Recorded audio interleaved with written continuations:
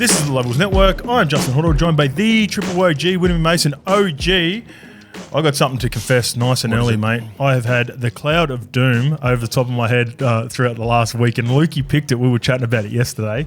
Basically, I've been carrying this heavy burden of my car being fixed. Yeah. And I got some good news, not yesterday, after the show on Monday. So I don't know if you could tell if I was ever so slightly off, but basically I had some issues with the car. I had to go get it fixed, and because I hadn't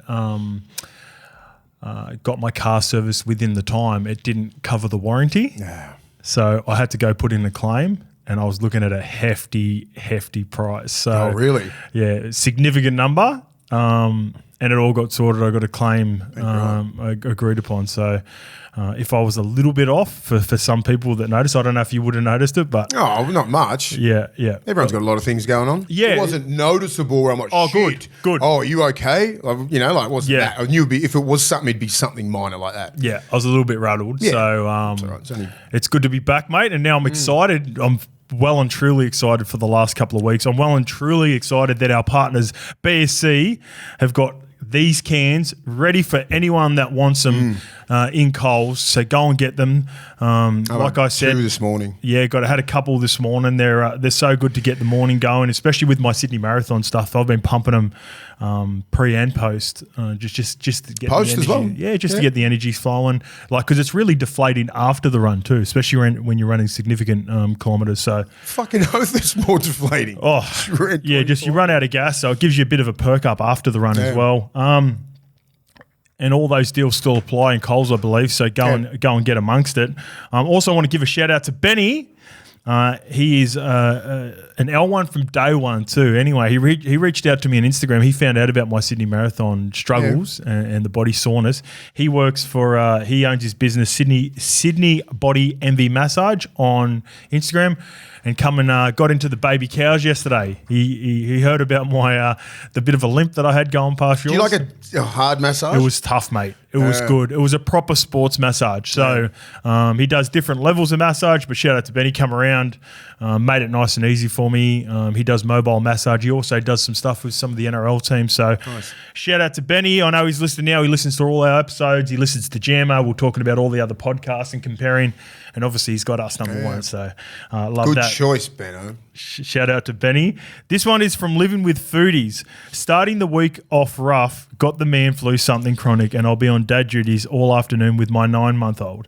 There is light. The Levels boys making our Monday Arvo shine with some wicked recaps and good laughs. Massive shout out and thanks to these boys. I'm sure there are thousands now of you blokes just like me that are always super keen for these videos to drop and enjoy watching the interacting with you legends. So Appreciate that. thank you, Living with Foodies and living with a 9-month-old. How's your week been, mate? Like the last couple of days man. been good? Busy, real busy. But good, man. I can't complain, mate. Yeah. I go on set a couple of times, about 3 or 4 times a week sometimes. But it's enough because it's very draining, right? You're standing around. You know, acting is like something that I'm not used to. So it's like you're using a different side of your brain. Got to remember a heap of shit. It's fucking intense. Do you get that? For me, would be the hardest It's part. hardest part. The anxiety of remembering my lines. Yeah. It's hard. I plan stuff out here, and then whenever I do anything, you know what I'm like. I'm no good when it comes to. I need to ad lib a little bit.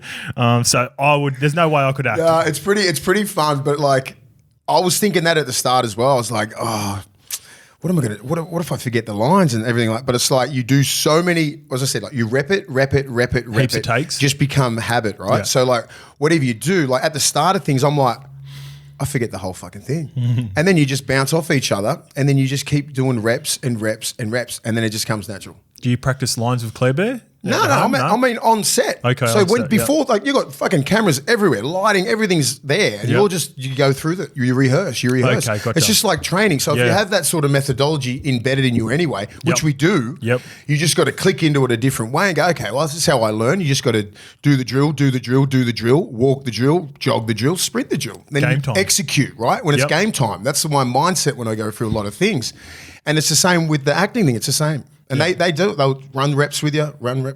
That's cool. It's cool. And then by the time you do the actual bang, the shoot, you fucking nail it. I'd assume that you just got to have your lines memorized, rock up, bang, and do it. Yeah, that would give me people listen, because this is 8 episodes, right? Yeah. 8 episodes. It's pretty intense. There's a lot of content, right? Yeah. So I learn differently. I can't, some of the actors, because I just fucking ask them a billion questions, right? Yeah. Like they would nearly memorize, like Will Forte's in it, right? So he's got so much content, so much dialect, and it's a lot for him. Even he said, he goes, this is the most I've said in a whole fucking series. Okay, so would he be locked in, like going into it? Would he have? Yeah, he's locked in because he's the number one dude, right? I'm like 4th or 5th on the call sheet. Yeah. He's number 1. He's the guy. Yeah. So he's like, he's got to nail it, right? So I've done about like 5 or 6, 7 scenes with Will. Yeah. Have you got a certain amount of time that you got to keep? Like, do you have to? So it's as long as it takes. Okay, sweet. That's why the days are long, right? Because you'll fucking do it until they. So every take that you'll see is the best take. Yeah. Right? You could have 20 of them if you don't nail it right. Yeah, well. So they're going to get you like at your best, right? Then it goes to the editors. Obviously, I've been asking a billion questions of how it works, right? Because I'm interested in how it works. So, yeah, so I've been struggling sometimes with a whole different scene and a whole different set, but you've already done two before. And it's like, fuck, I totally forget this. You got to replace yourself from, or remove yourself from what you just did, and then put in you might have to go from doing something aggro to being calm. Yeah. But my whole demeanor of Terry Torres is like he's pretty cold. Yeah, I love that. Yeah. All right, mate, let's get into the show. This is where we address the replies. A lot of the replies were based around the referees, and we've also got Chairman Peter VLANDYS as one of our topics. He's coming out. There is going to be an end of season review on the bunker, and I've got a few things to add to that. We'll put a bow on that, and I've said it before. Lukey knows I've said it before.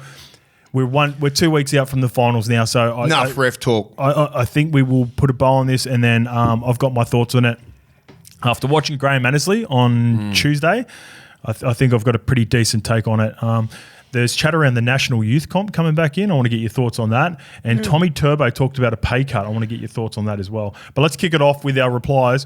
I'll tell you why the refereeing changes for finals and origins. And this is something that I wrote down in my notes, but I forgot to mention. It's not just because of better refs. I believe they are directed to let the game flow more. Spot on. The reason they crack down like this during regular games is so they can say they are doing something to try to protect the players. Now, this is a little bit... He's spot on. Yeah. So at the end of the year, they can sit back and tell the insurance companies all the statistics. There was less knockouts because we were sin bin X amount of people, etc. It's like a quota. He's fucking spot on. He's been talking to Gus. That does make a lot of sense. That's 100% right, I'm telling you. He might have watched a bit of what Gus has talked about before, where you crack down at certain parts of the year and little periods of the year. What that does is it dictates the rules as well. So therefore, naturally, you're going to see coaches and players address it during video and therefore try to get better. But then you give them a little bit more leeway when it actually matters. So some of those contacts that we question, and I guess a lot of the disparity in the comments is we still have different opinions on the Crichton hit ever so slightly, but that's something that I want to address a little bit later on with the consistency of having the same person overrule it, basically, is my takeaway.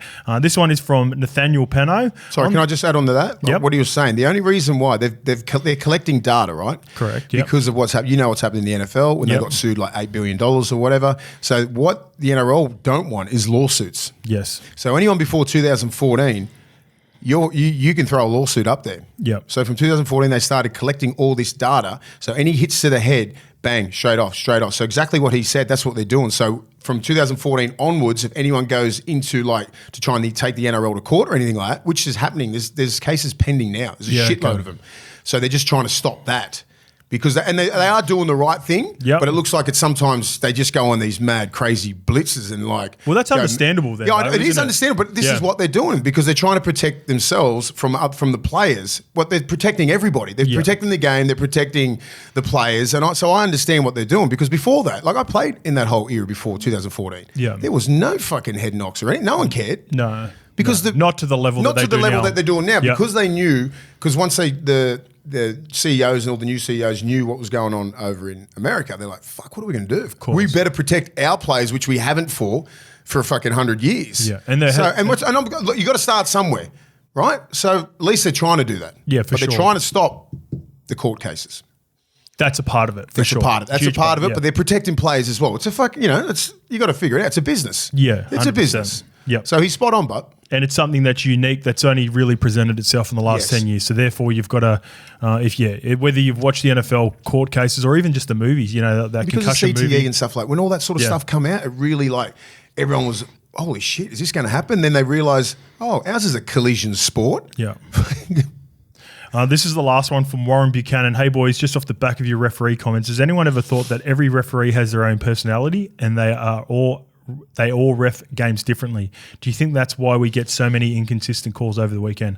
100% Warren Buchanan. I've got a little bit to add to that a little bit later on with the bunker review stuff, but I'll add a little bit more to that once we talk about the bunker review, and then for sure that's a part of it, and this is not a continually... I always try to, in my mind, come up with constructive criticism, and even for the referees, I think I've found some middle ground with it, which we'll get to in a bit. You've got an opinion, bud. Got an opinion. Which is good. That's what you need. Don't sit on the fence. Speaking about having an opinion, we've got, a name, and we've got a role for the opinion in the box for the West Tigers. My DMs absolutely blew up. What happened? So this is from Rye P, and a number of people reached out. So the woman in the box for the West Tigers, I'm not going to disclose her name because we don't have to do that, but she is a video analysis, right? And she helps out Simon Dwyer, who sits next to Benji, who is also a video analyst, which is why she's always standing behind him. So obviously, you know how we've always said that the analytics guys and the data guys always sit next to the coach. Yeah. That's Simon Dwyer's job, and she also helps him out with that. Okay. So that's why she's always standing behind him, and that's her role. Okay. But my last little bit on that. Doubling down? Not doubling down. You're sort of doubling down. Someone get her a chair. Yeah. That was who said chivalry's dead? Get a chair. The main part of it. Maybe she wants to stand up. Maybe it's an exercise thing.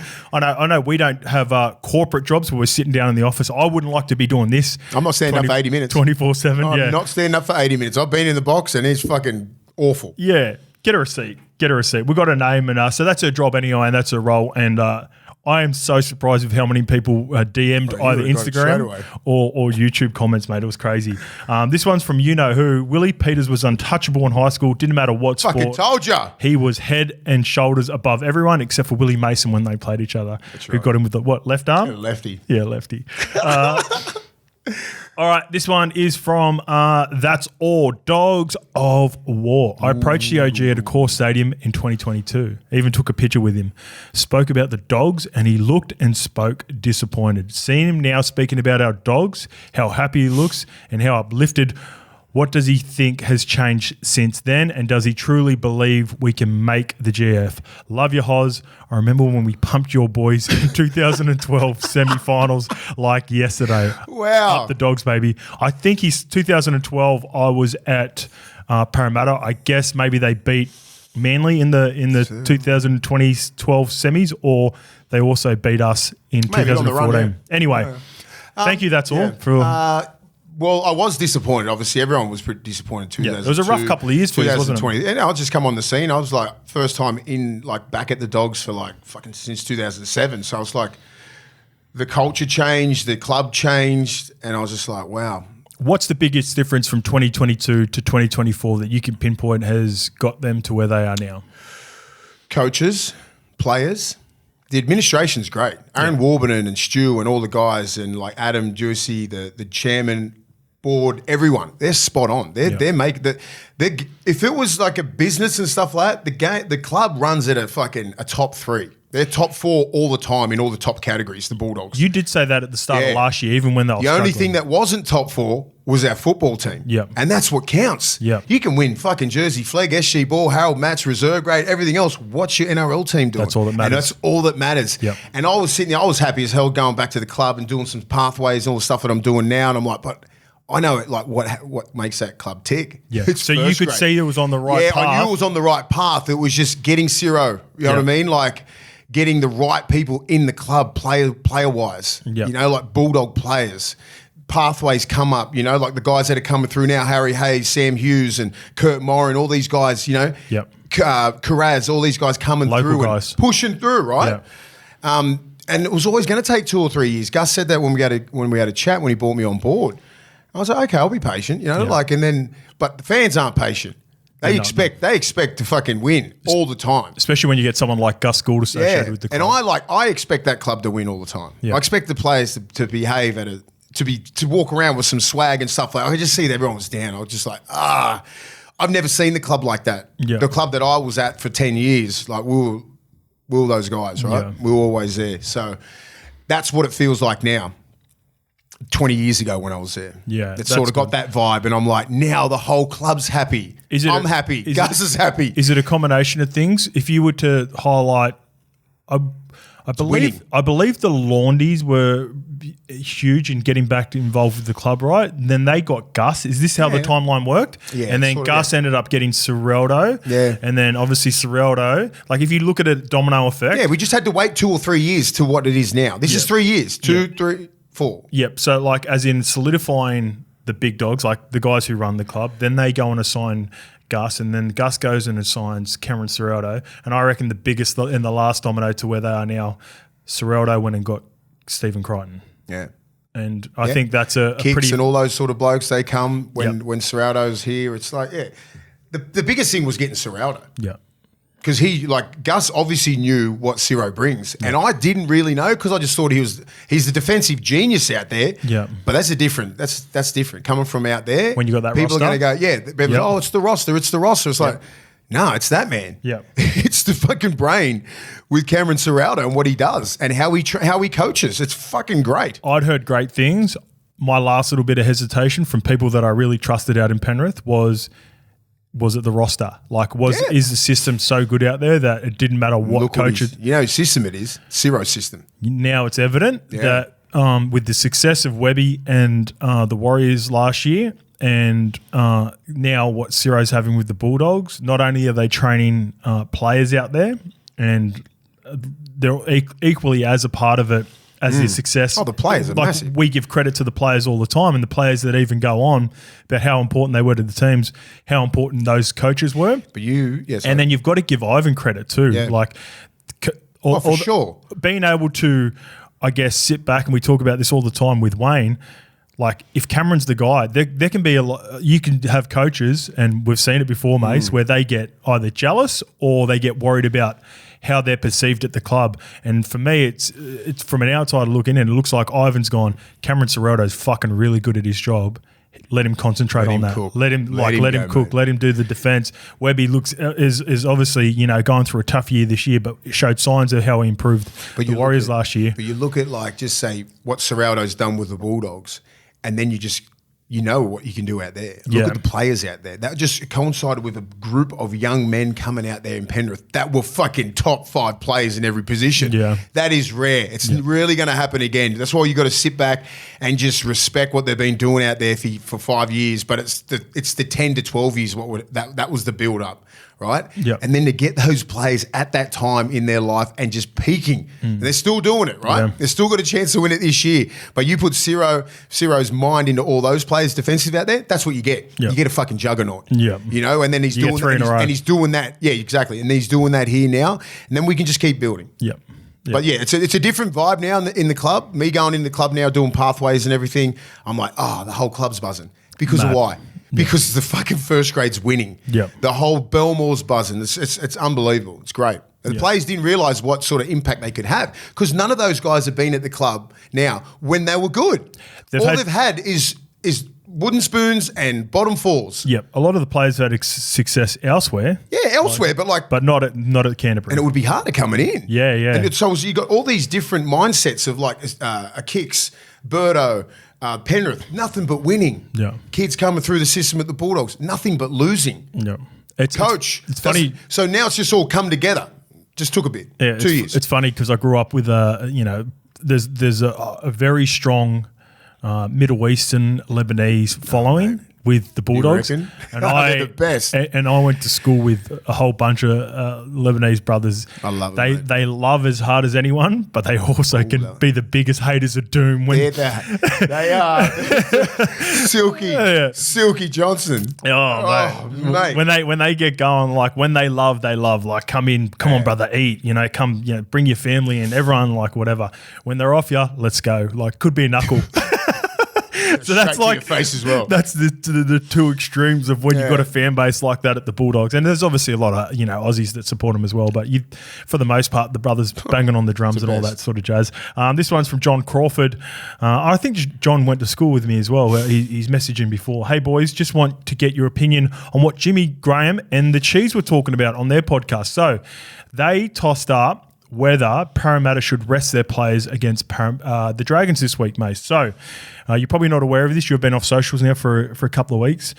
He also said congrats to the OG on his career change as well. Looking forward to seeing him at the Logies in the next 5 years. So Jammer tossed this up. No matter what, win or loss against the Dragons, the Eels will have to play the Tigers next week, and the loser of that will get the spoon. It is one of the most unique circumstances you could ever think of for resting players. But the boys tossed up whether it was worth resting the players to not get the spoon. Now, my initial thoughts are the same as you. Like, just play. The players won't just play. Shit, mate. No, players won't want to rest. But have you had a spoon on your resume? No. Oh no, yeah, 2000 Eagle spoon. 2010 at the Cowboys when we had a gun side. Oh, did you get it for the Cowboys? Yeah. Did you see that side? No, yeah, and your team was stacked too. Fall off, yeah. Equal, yeah, it was equal. It's yuck to have on the resume. It's terrible. Yeah. And I think Melbourne might take it because their points got taken off them or some shit. Oh, so it's by technicality. Technicality, they got it. Oh, man. But we really got it? Yeah. Or something like that. We really got it? Yeah. So you come last on points? Yeah, but like they took it. So it was too, because that was my first year. And they were on revenge mode. So after 2009, they got the spoon in 10, so it saved me. Thank you, salary cap. You don't have the spoon. And even in 2002 when we got done for fucking $3-4 billion over the cap. Yeah, we still didn't finish last. That's right, because we ended up winning some games at the back end. You were that good. Yeah, because you obviously they took 44 fucking points off us. Yeah, and you still made a charge later. So you've never won. You've never got the spoon. No, I don't think so. No, you've never got the spoon. Or maybe the Roosters. I think in 2000. No, I don't know. I think it's the technicality because of Melbourne's fuck up. Yeah. So even in 2009, I think we got it with the Roosters. And then they got it for 9 and 10 or something like that. So anyway, I want to so just say you're at your end of your, just say this is Manly, right? But you put yourself in as an Eels player. You're at the end of your career as a player. You've got 2 games to go. One doesn't matter if you win those games, and you've got some sort of say in the leadership group. Now, look, this doesn't matter because I've got the teams and Trent Barrett's named the full team. But are you of the opinion, come on, man, let's get me fresh and make sure we don't win this game against the Tigers last game and get the spoon? Anyway, or you're the coach and you are Trent Barrett, right? And it doesn't matter because he's named his team already. It's this, but like, would you be thinking rest players this week? It'd be crossing your mind, but you'd never say it. You couldn't do it, right? You couldn't do it, mate. It would definitely cross your mind. Pride and everything. Like everyone's playing, as I said, like we said this week, so everyone's playing for different reasons right now. Regardless of, it could be someone's second last game in the NRL. True. It could be someone's 98th game. Could be playing 99th game. Playing for a contract. Someone's, and then all the rest is just playing for pride and they're playing NRL. Yeah. It ends up ticking on your resume, right? Yeah. That one game. Imagine if some players have finished on 99 games, 149, like 199. That's one game, if you want to rest it, depends where you are in your career. But there's no way any of those men will be wanting to rest. And the coach would be thinking the same. And even though the coach would probably be thinking, the fuck am I doing next year? Hope you get the spoon. Yeah, so apparently... Because it won't be on him anyway. It'll be on Brad Arthur. Interim, Baz. I don't know. Because he's not copping that because he didn't set it up for the preseason. He didn't do anything like that. That's where you can sit back if you're the interim coach. I think it's one of those things that people always remember, like who was the interim at the back. Because I got it with we got it 2012 with BA. he took over from Steve Kearney, but he was the man in charge at the end of the season. Yeah, and it was that you know what? It was important for me because I'd only got like 8 games that year. So I played the last 6 games, and I needed every one of those games that eventually got me to Manly. So who knows? Yeah. That's what I mean. Like people are playing for their livelihood, Ronnie. Yeah. You don't play with that shit. Yep. You don't even try and even talk about it. Like, oh, you put the rest of the players. No one's doing that shit, bro. Yeah. You don't want to entertain it. If you mention it and you plant that seed, it's already out there. Yeah. If anyone who rests this week, everyone's like, oh, you're just resting up. Yeah. That's a unique situation. Yeah. Okay, let's get into this one, Mace. This is being tossed up. The National Youth Competition could be revived in 2026, mate. So it launched in 2008. The National Youth Comp was axed at the end of 2017 off the back of blowout scorelines, player welfare issues, and the cost of running the former under-20s competition. Latrell Mitchell, Carlin Ponga, and Tom Travojevic were all unearthed in the NYC, with the Courier Mail confirming Ben Eichen and Roosters coach Trent Robinson are part of a 9-person contingent investigating its potential return. Thoughts on the NYC comp? We never had it. What are they going to call it? What unders is it about? Was it 20s? Is it 21s? What would be your suggestion? 21s? 20s. 20s. Yeah, I think that's the cutoff. Like, I think what's happened in the last 5 years through this COVID stuff, it really stunted some kids' growth at that age. So just say if you're 17 in 2020. Yep. You aren't in your top 30. You've got COVID. They're all on the Gold Coast. You don't get anything. You don't get to train. You don't get to play. You don't get anything. For 2 years, pretty much. So these young kids, they would have been 17, 18, then 19. And that was the product is a Jacob Preston, right? He could have easily stopped playing. But so he was 21 when he debuted because he wasn't that age. He wasn't like, he wasn't that good enough. Not good enough, but he wasn't in the top 30 for the Roosters at that time to even press for that. And then so I looked at a kid like that who's 21, but physically, mentally, like they're 19 because they missed those couple of years. Yeah, gotcha. Do you know what I mean? But I want to go more back to the specific competition because you were never a part of it because you were a full-time first grader. By the time you got in, so I've got a unique perspective as well going from I was the last year of Jersey Flegg. Yeah, which is 19s or 20s. It was 20s, right? Yeah. The only difference is they changed the name and started televising That's it. So I want to ask you a question. Do you remember as a player during that time, 2008 when it started, what was your perception of it back then? I hated it because they were playing on TV and it just gave the kids a fucking big head. There we go. That's it. That's the only thing because I was playing Jersey Flegg and everything like when I was coming through, Minnie and all these sort of blokes, we were happy not to do that. Yeah. Like we wouldn't have liked because you got to earn shit, right? In my eyes, you got to earn it. You got to earn to fucking be in a first grade dressing room. You got to earn their training. You got to earn everything. Yeah. They just got given a lot of shit. And they thought they were superstars. You rolling around Cross and all that sort of King's Cross back in the day, they were fucking playing NYC thinking they're superstars. Yep, I thought that even playing Flegg though. I was like, sit the fuck down. Do you know what I mean? Like, and I'm like, because that's what when we come through, we're just like, we were like, you looked at first graders going, oh my God, that's fucking this, that's that. You know, like you sort of just put your head down. They had their fucking head up. And it ruined a lot of careers, man. Because a lot of people had had a lot of promise in 20s and they just couldn't get past it. They thought the next progression was NRL.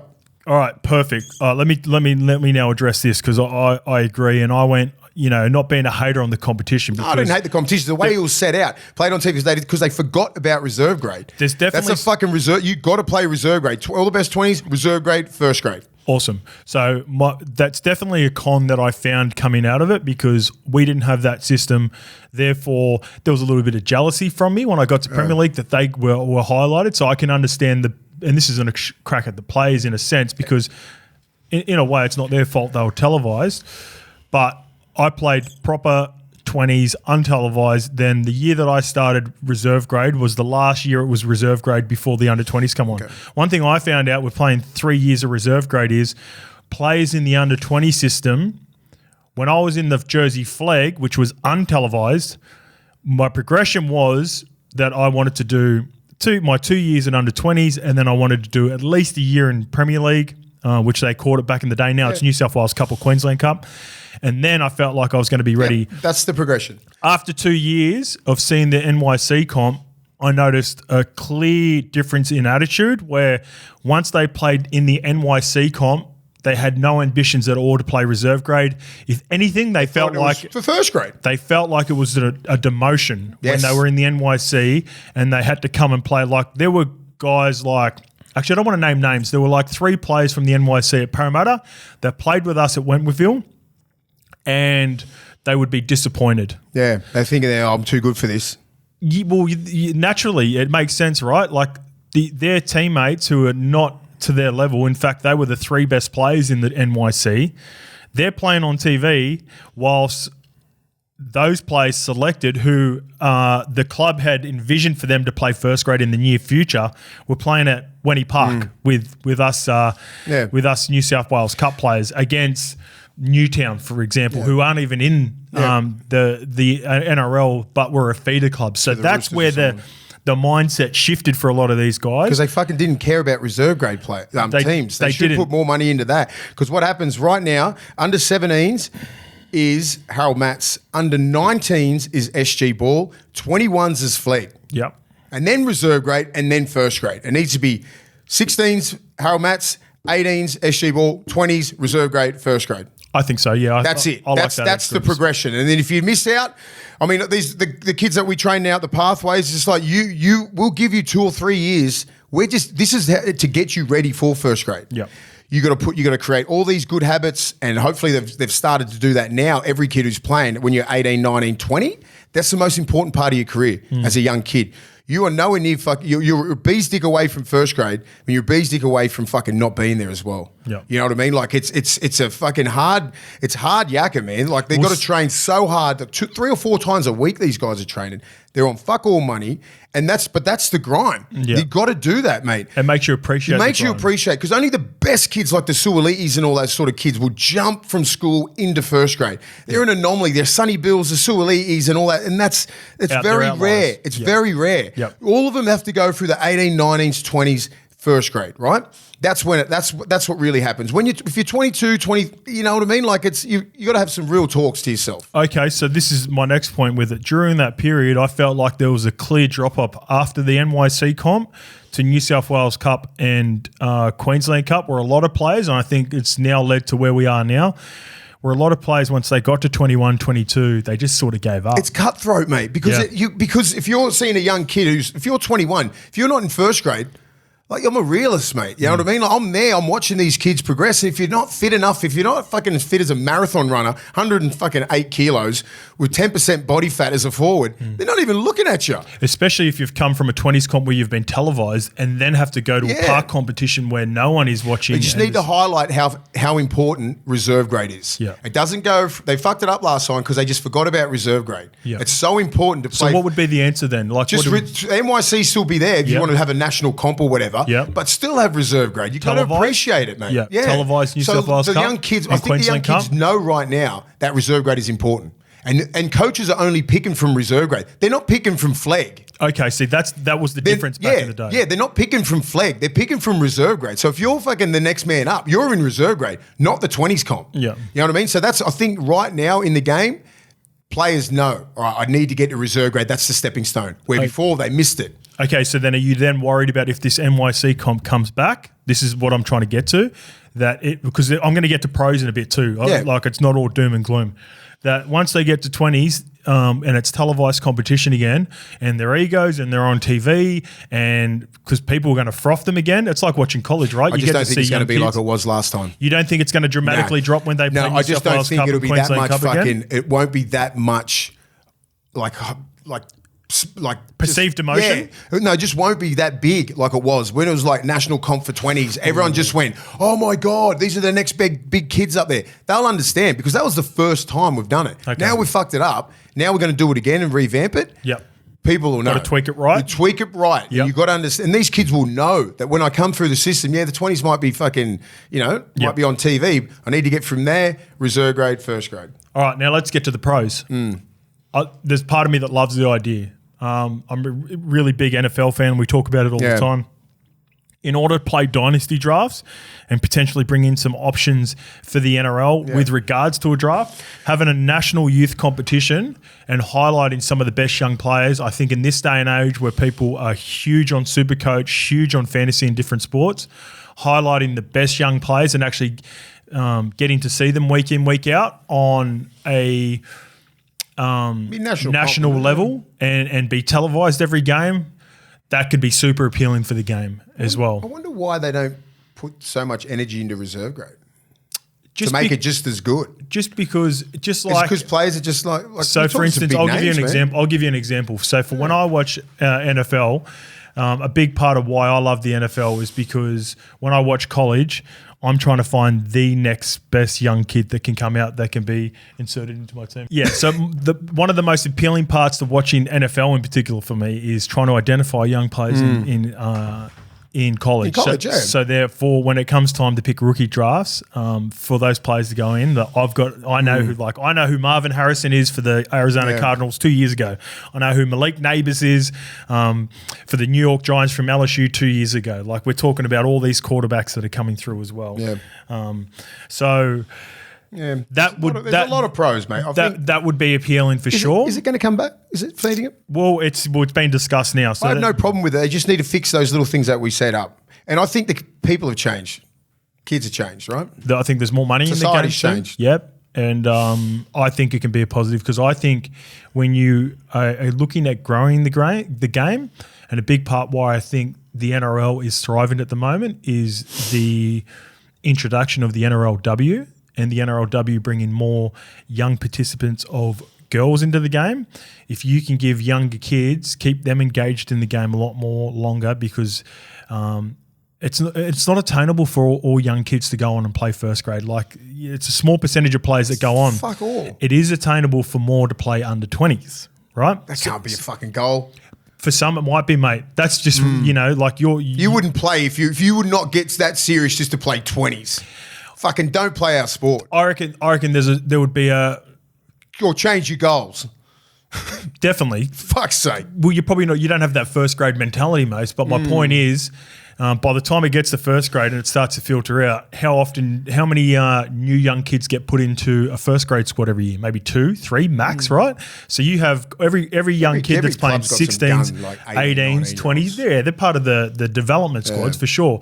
But like actual players that go from your Jacob Prestons from a couple of years ago that actually get inserted, there's only 2 or 3 years. So some the peak of their career might be playing college football or basketball in the NFL, and therefore it might be appealing to get to the under-20s competition and, get their family name on TV for only a short stint before getting to the NRL. Not that. I don't think young kids I get it when it's in America when they're like college and shit because it's fucking massive. Well, that's the point. Well, they sometimes a lot of kids peak in college over there. Yeah, exactly. So that would be something that I guess the NRL would like to get to with the NYC comp.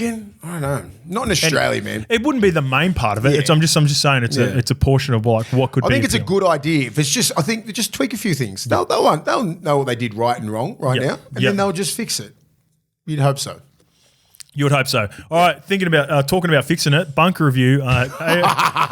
The ARL chairman, Peter VLANDYS, has confirmed the NRL will conduct a major end-of-season review the game's department following the bunkers weekend from hell. Over round 25, the bunker came under intense criticism for inconsistencies in its cause, which has left fans, players, coaches and pundits confused and questioning the state of refereeing a fortnight out from the finals. In particular, there's a lack of consistency from the Thursday night game, where 2 players were sin-binned for high contact and therefore 24 hours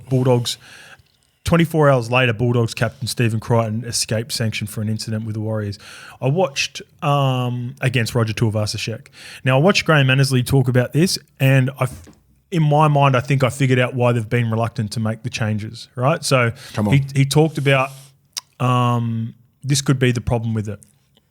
So he talked about his reasons, and there was some validity in what he was saying, but this is where I'd tweak it. So basically he talked about having the on-field referees having a greater feel for the game due to being on the field with the players. So therefore he sees the benefit in them being in the bunker. When I have all along proposed this, and you know this, Mace, all year, there'd be specific bunker official groups that adjudicate at least half of the games, so therefore would get consistency with the bunker decisions. I think everyone who watches the game can understand error and judgment of error with referees on the field, and that happens all the time. Yep. But we want to get consistency in the bunker, and I'm like, it seems like an obvious reason. And sometimes when we do this stuff, we get a little pushback, right? For instance, me and you slightly disagreed on the Crichton contact, but I guess that is what it is. Yeah. What there would be is, rather than having me and you, so just say I did the Thursday, just say the Crichton incident happened in back-to-back nights, and then you're viewing the game and you're like, oh, look, there was some circumstances where I thought Roger ducked his contact a little bit, where I'm sitting in there, just say exact same game, and I'm going, no, that's contact, he's got to go. So bringing that in, I think the reason why they don't, they obviously have a number of staff that they've got to account for with the referees. So therefore, I guess having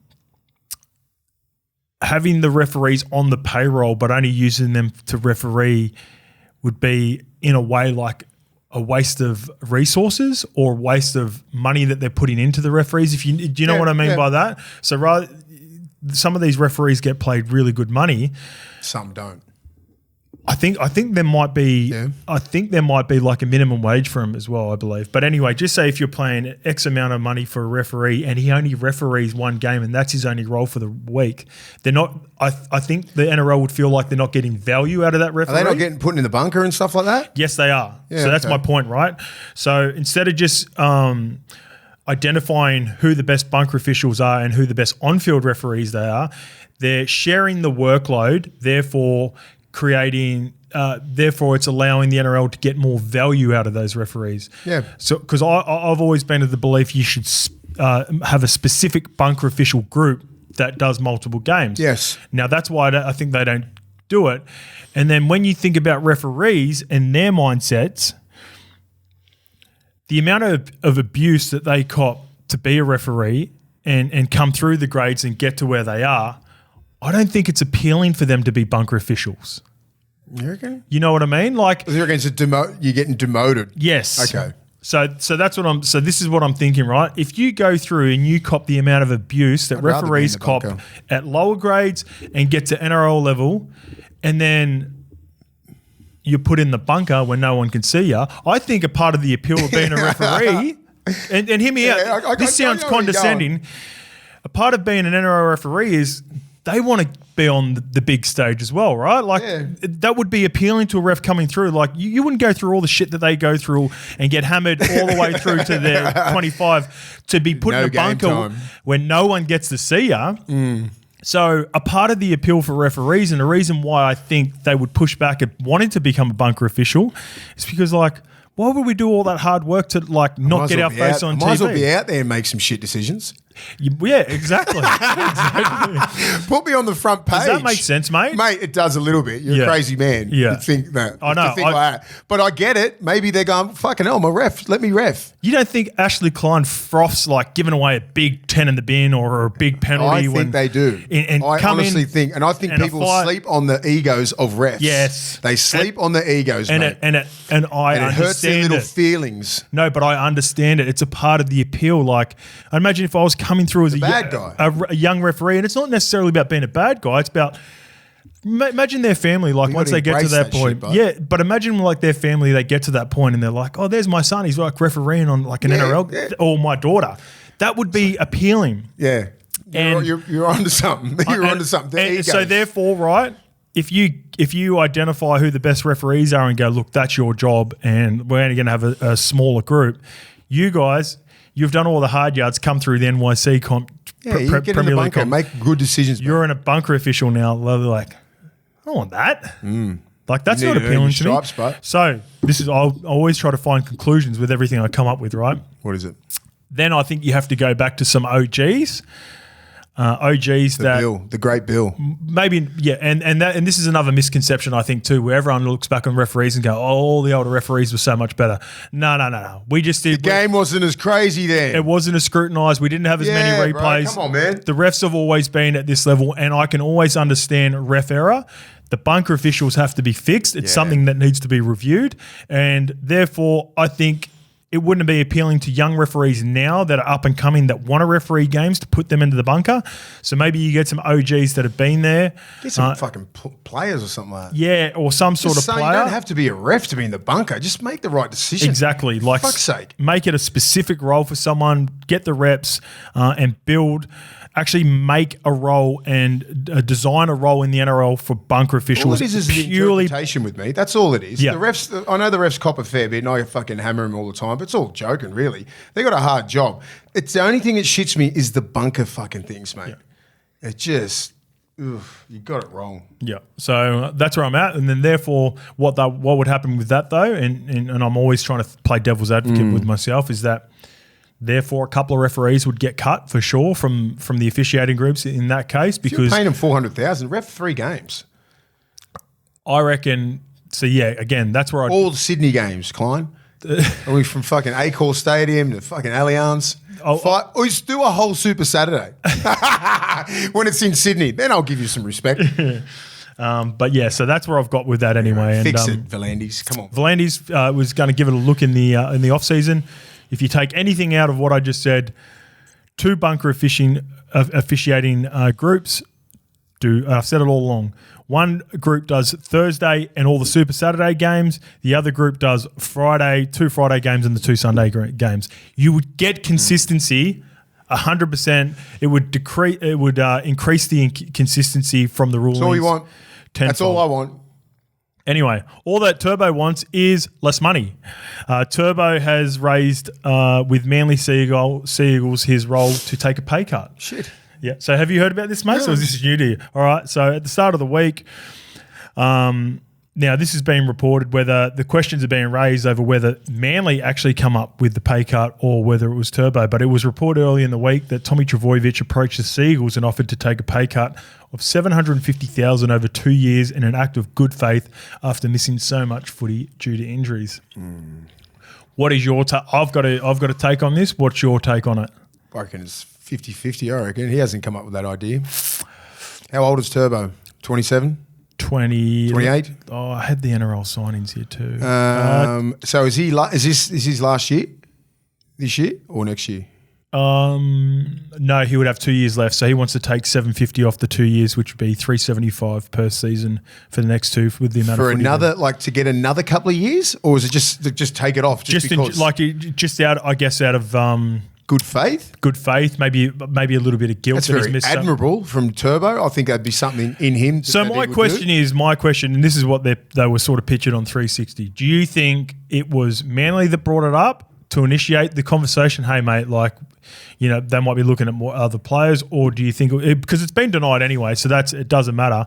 But who do you reckon brought out of the? Would it be Turbo's party or would it have been Manly? Manly. You think Manly? Yeah. I don't think. Why would Turbo want to do that? He's already got 2 years. Why would he just say have your money back? I think it's Turbo. I think that's the sort of person. Well, if he's that sort, I don't know him like that. I obviously know him, but I'm like, if he's like that, then I wouldn't put it past him. It's a beautiful family. They're all great humans. Yeah. And he'd feel obliged to do that. If he did do that, it's very admirable. Yeah. You never see that from anyone else. No. And Turbo's probably, he's probably made some good decisions off the field. He's probably happy. He'd probably go, look, I thought he'd have a little bit of bargaining power. Look, I'll take cut on those next 2 years if you sign me till I'm fucking another 3 years. Do you know what I mean? I thought that would be something smarter you could do. Yeah, okay. That makes a little bit of sense. I'll take a hit on the next 2 if you fucking re-sign me another 3. Yeah, I can understand that. Sure. I could understand that, but I'm like, just say if this come up next year, because he's off, just say at the end of next year, I'll be like, okay, that makes sense. If he's still, especially if he's not hitting 2021 form. So I could understand that. But right now in his career, with another 2 years to go after this year, so he's got 25 and 26. You know what I reckon? It's very admirable. And I think that wouldn't be something that I'd say he wouldn't do. Here's what I reckon's happened. I reckon Tommy Turbo is realising now at this tender age of mid to late 20s that there's only a certain amount of time left in the competition. The way his career is going to be viewed is going to be injury ravaged for sure. And I think he's looking at this roster and going, we're close. Yeah. We're not far away. Well, I would take a hit if we've got a big dog coming next year. If we've got someone. That's the only way that I think this would even come near it. And Manly would probably nearly approach his management and go, look, we're close to getting, I don't know, whoever can get him over the edge, right?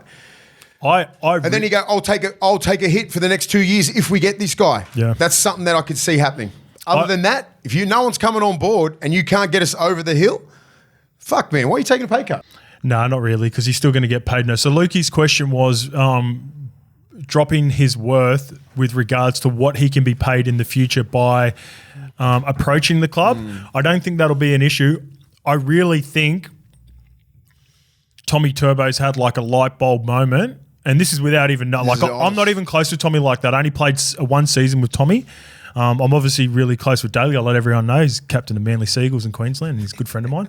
But Turbo, we don't have that relationship. But whenever I see Turbo, we're good. No, yeah. I really think Turbo's got to his career and he's starting to feel good. His body's starting to feel all right. And he's maybe thinking, man, we're close. We got a team. I reckon he'd be looking at it going, I'm feeling good. The body's finally feeling good. I'm putting some games together. He must really be have bought into what Siebes is doing there, in my opinion, with this. And he might think that they're a player away. They are a player away. I really think that's a part of the decision. What position you reckon? Front rower. Yeah. Get a dog in the middle. Yeah. Like, hey, good luck getting one. There are a couple that have been floating around that I'd love. I'd love Reggie, but he seems to be reported that he is either going to Dragons and Cowboys. They're the two favoured teams. 2 years out of Reggie would be unreal. And the other one with not only the next 2 years, but a long-term player who would suit us to a T, Big Red Horse, bruh. The bra. I'd love to have the bra at Manly. I think he'd be the sort of player that he couldn't send it over, but there's not many big dogs out there, man. He doesn't need to send it over. We've got Daly Cherry Evans, we've got Tom Travojevic, we've got Jakey who's solid. You just need Paseka and that just to go fucking look in the mirror, 6'6", 120, fit as fuck. Can ruin teams if I want. You need a consistent Mount Paseka, and that'll take you over the fucking edge. Well, that's my point, right? Ola Kawatu's a beast. So Nathan Brown comes on, and he does what I would envision Corey Horsburgh doing, but Corey Horsburgh can do it at a higher level for a lot longer now because he's like a younger version of Nathan Brown. We're trying to get the bra as well. Yeah. So you can understand the appeal, mate, because he played Origin last year. He's got that in him. He's just been injury ravaged and emotionally fucked from Ricky. Yeah. He's been on the Ricky roller coaster, mate. It's fucking hard to get off and it's hard to get on. Yeah, especially when you get off, like you're like, fuck, is that over? It's like you're going to Wonderland. It's a bush beast. Yeah, but you got to go on the little bush beastie again. You know, they had the little kiddies one down the other side. When you think you got off that one. He was off the bush beastie and then went down the little kiddies one now. And he's like, why am I back on this again? Get back on the demon, then get on the bush beast. The demon all the way to Manly. Bang, drop off the cliff. Yeah, he's a player. I think when the efforts that he puts in, he would be a guy that would. I was going to say embarrass the group. No, but he's a guy that once you see those efforts, I think he can be a leader, and I think he'd be the perfect guy. He'd be a great fit for any team. But I just want to know what's happening there. Anyway, I think he's doing the Rennie Matua as well. What's Turbo been on anyway? What's he on? 1.2? Ben Mills. More than a mil, he deserves it. Yeah, so whatever he did in 21, he still should be paying him. So yeah, here we go. That's a great point. So Turbo would have been on, say 1.2. Yeah. So he's taken 375,000 off. He still would be on 850, 900,000. He's not on peanuts. Yeah. So although it is I think it's a nice gesture from Turbo to reach out. Jeez, what a fucking great man. It makes him look grouse regardless. A lot of people are very skeptical. Reality. I believe you, Turbo. I believe you, Turbo. There's nothing else. There's nothing cynical around here. Well, there's so many people that are cynical about it. Fuck it. I'm not. I'm all in. Who have been messaging and going, don't question Turbo. They've been saying, oh yeah, he's just doing it because it's win-win for him. So if he knew that the NRL were going to turn it down, so he looks like the hero. He looks like a saint regardless. People were nasty on him. People think too much. Yeah. It is what it is sometimes, people. Just good people. There's good people out there. Oh, yeah, and Jakey? Oh, little bro. Oh, yeah, maybe to get – no, I think Benny's been sorted. I think Benny Asuliki was saying maybe it's to get Benny signed, but I believe Benny's been sorted. He's playing good footy. Speaking of Turbo, let's get into my Levels Bets Friends special for this week. We have Manly to win and Tommy Turbo to score in the first 60 minutes for $5 from our traders at the tab with a max bet of $25. As always, we want everyone to be playing safe during the footy season, so please keep front of mind, what are you really gambling with? And if you need free and confidential support, call 1-800-858-858 or visit gamblinghelponline.org.au. All right, mate, it's time to get on to round 26, and we've got some late mail for the Cowboys versus Storm Thursday, 7:50 p.m. at Queensland Country Bank Stadium. So for the Cowboys, Jackson Purdue has come in for Kulikefu Finei Fuiaki. Jeremiah Nanai and Jason Tomolo are back on deck. Pardon me, Sam McIntyre therefore goes to the bench. Thomas McKaylee is out with a hamstring injury. As for the Storm, Bellamy has rested 11 players for this match. So 11. Keegan Russell-Smith comes in, Tristan Powell and Ativalu Lasardi. They will all make their NRL debut, so congrats to those guys. Well Cam Munster and Ryan Pappenhausen will lead the team in Townsville, with Grant Anderson going from the wing to halfback. So what is this, man? They are very versatile, aren't they? This is a tricky game. North Queensland are $1.25 favourites, and deservedly so because of that. Melbourne are $4. The line is 13.5, Mace. Cowboys, man, they got way more to play for. You're playing against a bunch of kids. It's Melbourne. I get it. It's Melbourne. It's the culture. Melbourne. It's the system. You're expected to win. You're at home. Top four's up for grabs. This could be a real stumbling block for the Cowboys. I think they'll come to the party. You got Taumalolo's back. No. That's big. So I don't think Taumalolo's going to come back. He's going to be fit as hell. Fresh off a bye. Yeah. Melbourne have only got a 5-day turnaround from their game against the Dolphins. Munster Melbourne's and Pappenhausen still part of the team. Do you think those two can lead Melbourne to make sure they don't get blown out, or do you think? I think they're there by choice. They would have got the option to rest. Then Money would have went, no, I need a game. Pappy's like, I need a game because they've been injured. Bellamy actually said in the presser after the game, he said he was going to talk to the senior playing group. Yeah. So I think you might be right, mate. They would be. They would have had the option because they'll be thinking, I've missed so many games this year. I've had some injuries here and there. I need a couple more hit-outs before the semis. So they know it's a different beast then. That makes sense. Yeah. So I just think the Cowboys, if they're fucking anything this year, they've got to really put something on Melbourne. Jerome Daliam, we already spoke about. His chances by not playing. Oh, that's a good point, Lukey. Do you think I seen Kempy threw this up? Actually, it was I'm escaping his name. Timmy from Timmy from on the bloke potty at the start of the week. He tossed up Tommy Turbo could. No chance. Fucking chance. Oh yeah, I'm telling you, when for as good as we think Jerome Hughes has been going, Tommy was actually in front of him during that period when when they stopped revealing the points. Round 18, was it? And it was all the way up until a really a significant point of the season, maybe mid-year. And Tommy's I've had games. He's playing better too. I've had games where I've given Tommy 3 points in the last 3 weeks. Yeah. I think that's a I think he only missed 2 or 3 games during that period. So I think Jerome Hughes' body of work, and I think they'll put all that into calculations. Could sitting in this game out hurt his? Do you imagine if these last two this game in particular? Imagine if he loses by. So it's a total of 6 points now. Imagine if he loses out by. This could happen. A couple of points that Tommy Turbo gets. Because Turbo's got a lot to play for, man. They have to win these games. Melbourne's already sitting pretty. Tommy's got 2 huge games against the Bulldogs and Cronulla to finish off. 12 points, bro.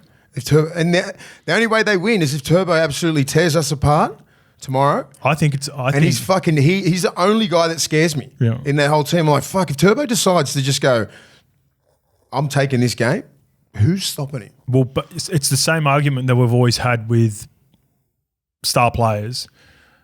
Ches probably steals points from Turbo, and then that's probably it when it comes to winning games. Manly. That's it. Whereas, I've given points, a couple of weeks ago, I gave points in the Penrith game to Jack Howarth and stuff like that. Trent Liero's been really good for him. And that's just doing my point system for the. I hope he's safe. Yeah, this would be a robbery if Turbo gets. It'd be good work from Turbo. I think Jerome Hughes has been the standout. I think he's accumulated enough points. Well, the Kiwis and the Wires fans always have tinfoil hat that they're disregarded.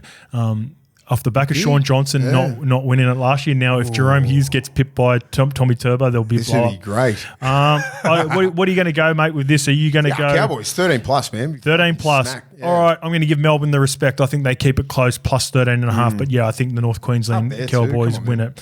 All right, this is a good one, mate. I have a feeling I know which way we're going to go on this one. Bulldogs versus Seagulls, Friday, 6 p.m. at Accor Stadium. You going to go? Yeah, I'll be there. Nice. Bulldogs skipper Stephen Crichton is out. You calling the game? No, and I've got no games to finish off the year. I thought I had the Spoon Bowl. Especially this one. Yeah. Should be both in the box. You know what? Next year, Get him on. Come on, SEN. I'm going to tell do some Jez. live commentary, mate. Yeah, let's get us in for the Bulldogs versus Manly next year, eh? So Karaz moves to the centres. Jarrell Scouten comes in on the wing. Josh Curran is set to return from a shoulder injury, and he will replace Kurt Mann, who was out. As for the Manly Seagulls, Tommy Talau is set to slide straight back into the centres. Tolu Kola is the guy who goes to the bench. Matt Lodge is also set to return. And Corey Waddell is serving a 2-match suspension for that hit. Yeah. Anyway. Poor Wadsy.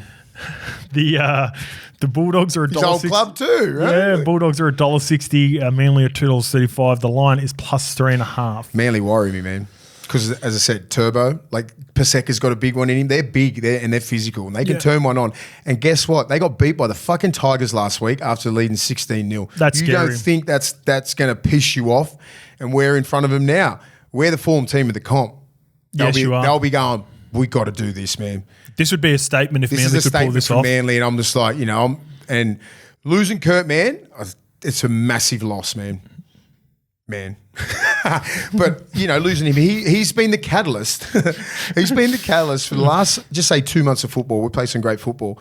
He's been one of our best. He's been really good. He's been a top 4 player in our team all the time. I agree. For that 2 months.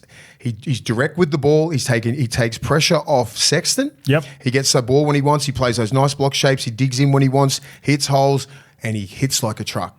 He does. Really good defender. Underrated. He's a really good defender. Great clubman. Great person to have in the team. So missing him, then Salmon's got to come in and make that up. Yep. So it's a big ask because Salmon's been a bit injured. He had a few head knocks and everything like that. Now he's back, so he's got a big shoes to fill. But he can do it. I'm obviously picking Manly. I'm on plus 3.5. I'll take the points. The way I view the game is Manly have enough points to beat the Bulldogs. But again, I keep going back to it. If it wasn't because I'm an ex-Manly great, then obviously I wouldn't be selected. We hustle hard, man. We hustle hard. We work hard in defence. We hit like fucking bees. We just come fucking boom, put more numbers in tackles, and we just work for each other. And that's what you got to do against Manly. Bulldogs have the defence to frustrate Manly. It's frustrating. And you can frustrate DCE. You can frustrate Luke Brooks.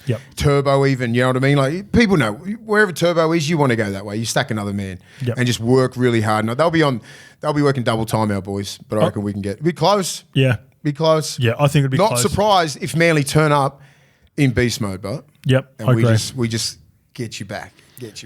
Well, the Panthers need to come back in beast mode as well. They take on Rabbitohs Friday, 8 p.m. at Bluebet Stadium. So they get the dog of all dogs back, Mitch Kenny. Coach Ivan Cleary has also made a couple of changes to the back line.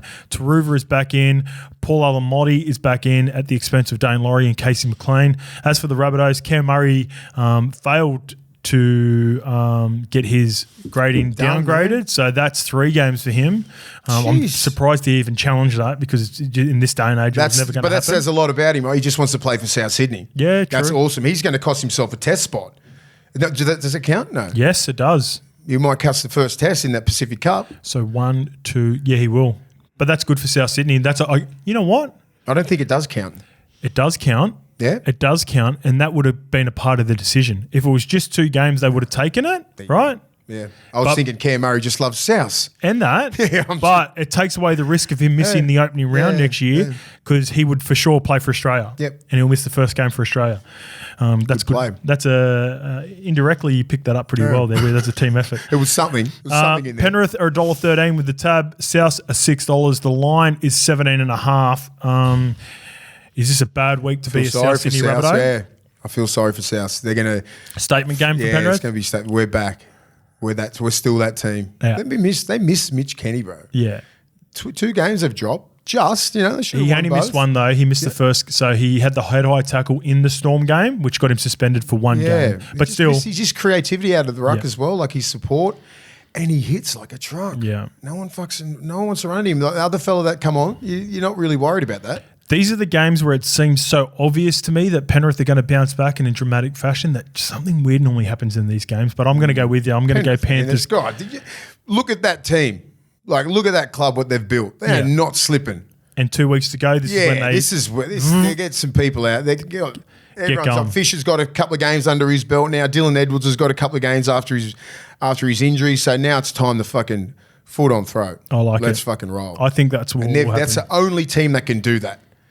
Yeah, there's just not flick one a switch. team that can flick a switch like Penrith and go, fucking let's go. Agreed. Let's see if Parramatta can flick a switch, even though this game is pointless for them, I guess, for where they finish on the ladder. But they'll take on St George Illawarra. Parramatta at home at CommBank, $2.35 favourites against St George Illawarra. Parramatta coach Trent Barrett has named a full-strength squad.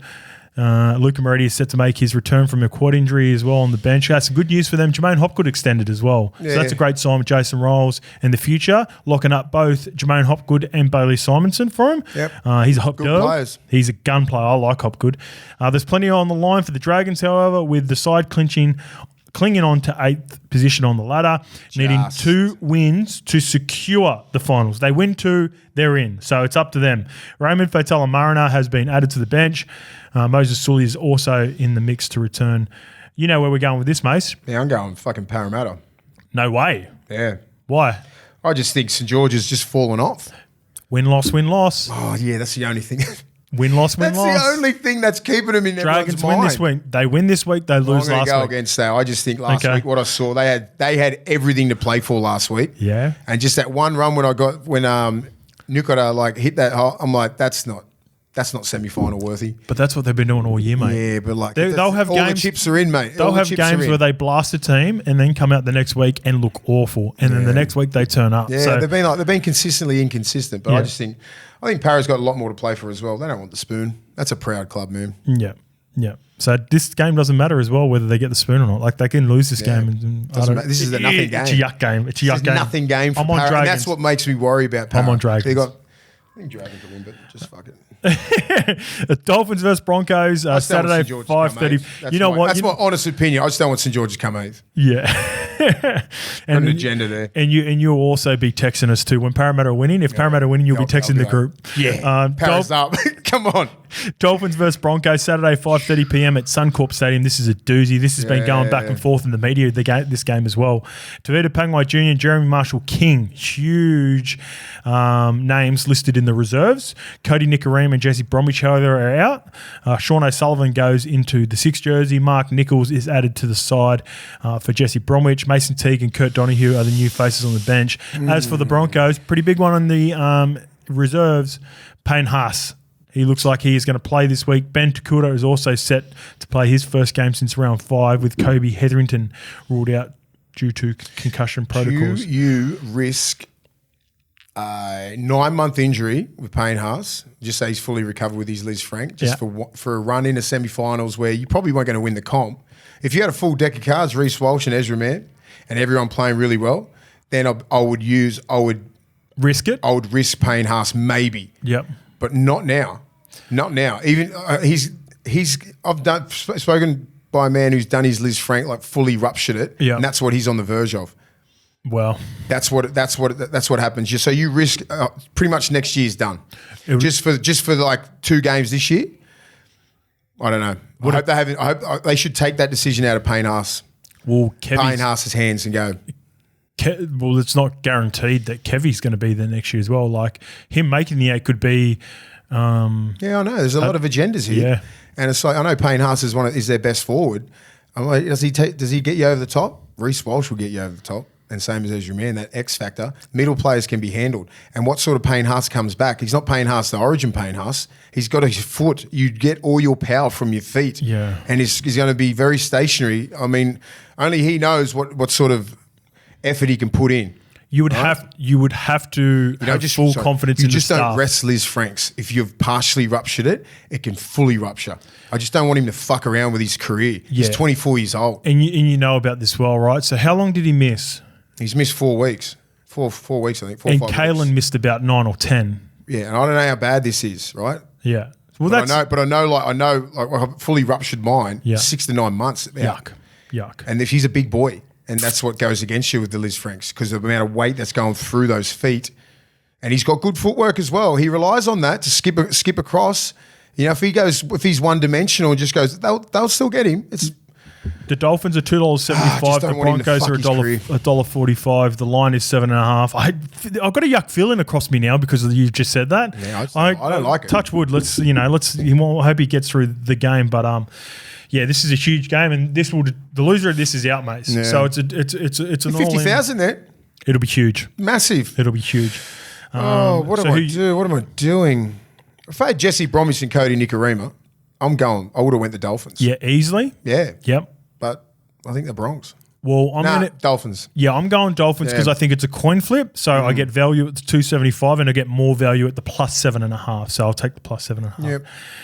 The Sharks versus Warriors, Saturday, 7:35 p.m. Halfback Nico Hines is looking to make his first return since round 18. I think he had Liz Frank as well, didn't he? No. Syndesmosis, yep. Winger Sione Katoa returns. However, Ronaldo Mulitalo is still out. But another big in is Sifa Talakai as well, who will go straight into the centres as Jesse Ramian is suspended. As for the Wars, Sean Johnson is preparing to play his last game of his career and will be looking to go out on a high. RTS is out due to that contact with Stephen Crichton. So Chance Nickel-Klodstad goes to the centres. Taintua Piki goes to fullback. Ali Lautea also comes in for Adam Pompey. Sharks are obviously going to be Ooh, that's a lot. $1.18 favourites. The Sharks, $4.80 about the Warriors. The line is plus 14.5. Do you reckon in a crazy world, just say like you played this week and you know if you get hit on the chin and you can just miss next week on a category 1, do you reckon they'd be going through some players if they get hit and just go, oh, fuck, I don't even want to play next week? And because just say if you're not at the club next year, right? And you're playing, just say you're North Queensland or something like that, and then you're not making the, just say Parramatta, right? Yeah. You're not going to be there next year. Well, you're playing against I'm just saying, like, but would you just this week? I mean, just go into this week's game, get a hit in the head, and go, I'm fucking done. That was my not even to risk the just say there's only going to be 1 or 2 players in that predicament. But listen. We just talked about resting players to make sure they're ready to go for the last game. Like, this would be the same conversation, right? But different. Like, you're just getting hit, you get out, and then you have that fucking moment. Like, I'm done. I'm done next year. Let me play this out. Yeah. So just say you cop one across the chin. And you're like, fuck, this is... And you just stumble around. I'm a bit rattled. Then you come off, they go, take it off because it's like HIA. And you're just have an epiphany. You're like, I'm fucking done. And you're like, I can't remember shit, doc. Grade 1. 1, you'd have to be an OG to do that. 2, you'd have to be signed for next year if you wanted to do that. Yeah. And 3, you would have to be out of finals contention. Yes. So Parramatta. No, well, an example is the team that we're talking about now. Tigers. Your Adam Fanua-Blake. Oh, no, they've got the bye. Doesn't matter for the Warriors. They're done. This is the last game. That's a bad example. No, well, just use the Tigers game then. Yeah. Something like that. No, Tigers have got to play for the spoon, so they wouldn't want to do it. Titans. David Fafita, been around long enough. He's signed for the next 3 years. He's always going to be part of the plans. He cops one. Does he go, fucking hell, do I come on? I'm getting beat. And this is not a shot at Fafita. No, this is just a fucking, we just put it out. We're just using it. It's 36-0 as well. Yeah. They're losing. You're up or down. Yeah. What if you're up? You wouldn't feel as bad. Yeah. Well, if you're up, but if you're down, you wouldn't do it. But I reckon if you're up 6-16, 10 to go, 10 minutes to go, cop one, you're like, I'm wrapping it, boys. All right, let's get back to the game. Sharks versus Warriors. Don't do that, boys. Sharks. I don't know about Nico Hines coming back either. 14.5. You've got to have some sort of faith in their medical teams, though, mate. Yeah, I do, but I know what they're like. I know what clubs are like. Yeah, When you're the big dog, they think you can go over the line. He's been out for 8 weeks. Yeah. What sort of Nico Hines is going to come back? It's not going to be the best version. No way. That's all I look at. I know when you're under pressure and you want your best players back and you get tapped on the shoulder. Are you okay? Are you okay? Yeah. You're not fucking okay. You're probably 70%. Yeah. Here's the next question. If he does play, who makes way? Exactly. Atkinson or Trindle? Goes to 14, the Atkinson kid. Because I think he can play multiple positions and Trindle's only a half. The young kid can come on and play fullback, centre. Yeah, you can push around. You can. Mulatalo's very flexible wing. Yeah, he can play anywhere. I think he's a proper 14. So I don't think they have a problem there. I think it'd be a harder decision than you think, though. I think it'd be 50-50 between Atkinson and Trindle. You want Trindle in the side, right? Yeah, I do. But you don't. He would be my pick. Yeah, but you can't put him on the bench. That Atkinson can play 9. He can play anywhere. He's a lot more versatile. Yeah, that's fair. But you're going to have like Jack Williams, then you're going to have. So their bench pick other two currently. Big boys. So in the reserves, they've got Nico now. So I think they've got 4 middles: Jack Williams, Royce Hunt, Braden Hamlin-Uele, and Hazelton. See, one's got to drop out of those. Who do you pick? Hamlin-Uele? Who's the other guy? Royce? Or the other big guy? I think it's between Hamlin-Uele and Hunt because Hazelton and Jack Williams can both play bigger minutes. Yep. I think it might be Royce Hunt. Royce Hunt's not even. He hasn't signed for next year as well. No, so it would be Royce Hunt that misses out. Atkinson or Trindle goes to the bench, I think it'll be Atkinson. Nico goes into the halves. Yeah, that's what I think. I think so. I got Warriors with the line. I think the Sharkies will beat them, but I'll take the plus 14.5. I think that's a lot of points for Shawnee's last game. Just like last week, a lot of emotion to begin with, and they'll sort of maybe die in the arse at the back end of the game. Knights versus Titans, Sunday 2 p.m. at McDonald's Jones Stadium. Bradman Best is set to make his return from a hammy injury as they look to keep their finals hopes alive. They lose both Kai Pearce-Paul and Tyson Frizzell, though. Dylan Lucas and Brady Jones are the replacements. Thomas Cant is the new face on the bench because he can. Where do you spell that? C-A-N-T. Thomas Cant. Can't. Fucking shut up. Is that G up or what? I've said his name all year. Can't. He's been in the team three like he's had 3 games. Tommy can't. Yes, he can. Oh, he can. AJ Brimson's season is over with the utility set for groin surgery. Phil Sammy comes in the side as a result. Turner Boyne is 18th man. Brimo. Yeah. He's just as bad. He's fucking done. If he wasn't, he's not for this year. It sucks. His predicament is awful. Yeah. Now that Campbell can play 6. He's very similar to Kenny. He's very similar to Tommy Turbo. He just can't stay fit. He doesn't get his bigger headlines because Gold Coast is out of sight, out of mind. But that's a tough situation for Gold Coast. He'd be on 800,000, I reckon. Lower bottom injuries for that guy. He's a gun. Bruno. When he's going. Yep. But I think it's been his body's just fucking up on him. Just get right, man. Get right. Newcastle are $1.35 favourites. Gold Coast are $3.25. Geez, that's a good start for Gold Coast. 9.5. They can upset anyone. Yeah. They got a good record up there too. Do they? Yeah. Okay. I was going Gold Coast anyway, but not with the start. I'm not going head to head. Actually, I might remember we had heap to play for one year. Yeah. And it was because Alex McKinnon. It was the round after that. Yep. And Gold Coast got Coltrane tore us apart. Well, there would have been a lot of emotion in that game. There was so much emotion. It can really go against you sometimes. It was a very highly emotional game for all of us. Like we were in tears before the game and everything like that. And like we just got blown off the park. Coltrane, he had those games. He had those games. And I was so angry at him. By the way, Coltrane is Dave Taylor. Yeah, sorry. Fuck, I got to ring Coley back as well. Oh, sorry, mate. I didn't save his number. And I just thought it was a random number calling me. Now I saved it. I'll give you a call back. Love you, Coley. Love you, Coley. 2016 Dream Team. He had fucking. Ooh, he could play. He could destroy a whole team by himself. Yep. And he did that day, and I was like, of all days you fuckwit. That's what I said to him at a scrum. Of all days, mate. He had a day you carve us up us. that fucking game. He had a day out against us in like 13 to 14. Oh, man. I was pissed off that he was playing good and we weren't. And I said, of all fucking days. All right, let's get into the Roosters' last game versus the Raiders, Sunday 4 p.m. at Allianz Stadium. So Brendan Smith and Connor Watson are back. Joseph Swaley and Hargraves are out. And Swaley's neck, Hargraves is suspended for 3 games, your man. Michael Jennings comes in and Spencer Leniu is promoted. Nafua White is the new man on the bench. And rugby union convert Mark Nitawasi could make his NRL debut after being named in the reserves. Is he at the club? Yeah, he's played 2 games in New South Wales Cup. He's looked all right too. Yeah. He go all right. He's a big body, man. Fucking huge. No changes for Ricky Stewart for the team that downed Penrith last week. So it's a danger game. Could this... Oh, I'm going Canberra. Well, yeah, Canberra $5 with the tab. The line a lot more to play for. The line is the line is plus 15.5. I'm with you on the line head to head. I like it. A couple of upsets in the last couple of rounds, eh? Mm-hmm. Roosters are $1.17. But I suppose that's it, mate. Let's go. Let's go. Enjoy your footy, guys. Have a good weekend. We'll see you back on Monday for the review. See you guys.